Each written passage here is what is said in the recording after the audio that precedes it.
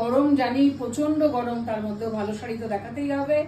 অতএব এসে গেছে আপনাদের কাছে পিওর কটন পৈঠানি। দেখুন, ব্লাউজ পিস তো ডেফিনেটলি আছে। ব্লাউজ পিসটা আগে দেখিয়ে নিয়ে তারপরেই আমি শাড়ি সাধারণত শুরু করি। এটা হচ্ছে ব্লাউজ পিস, ভীষণ সুন্দর একটা টুকটুকে লাল একদম, তার মধ্যে ছোট্ট জরি বর্ডার, ভীষণ সুন্দর। আর পরে তো মানে ভেরি ভেরি কমফোর্টেবল ব্যাপার হবে।